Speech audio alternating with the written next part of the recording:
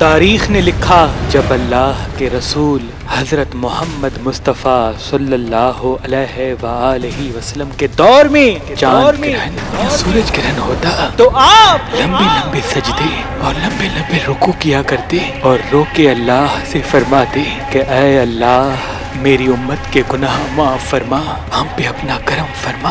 امام علی علیہ السلام نے فرمایا کہ جب جب چاند گرہن ہو انسان اللہ کے ذکر میں رہے، استغفار کرے، کیونکہ چاند گرہن سورج گرہن اللہ کی نشانیوں میں سے ایک نشانی ہے۔ تاریخ 5 جولائی 2020 پھر سے ایک چاند گرہن ہونے والا ہے جو پاکستانی وقت کے حساب سے صبح 8:02 سے شروع ہوگا، جس کا عروج 9:30 تک جائے گا اور جس کا اختتام 10:55 تک ہوگا۔ اس چاند گرہن کا صدقہ لال چیز کا ہے اور اس چاند گرہن کا اسم اعظم یا رزاقو یا رزاقو یا رحیمو یا رحمان 207 مرتبہ ہے۔ تمام برج والے لال چیز کا صدقہ نکالیں اور سب کے لیے یہی اسم اعظم ٹھہرے گا۔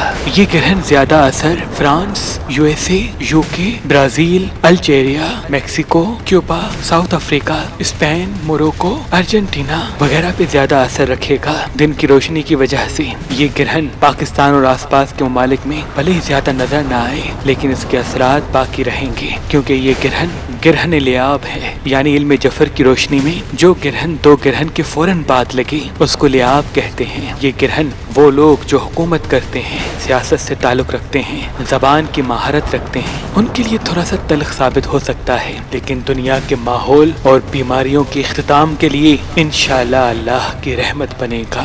شاہ شمس تبریز نے فرمایا کہ گرہن کے وقت انسان اللہ کے ذکر میں رہے اور خصوصاً حاملہ عورتیں کینچی، چھری یا چیر پھاڑ والے کام نہ کریں تو بہتر ہے۔ اپنے گناہوں کی معافی اس گرہن کے وقت ایک بہترین عمل ثابت ہوتا ہے۔ اللہ پاک محمد و آل محمد کے صدقے ہر انسان کی حفاظت فرمائے اور پوری دنیا میں امن قائم کرتے۔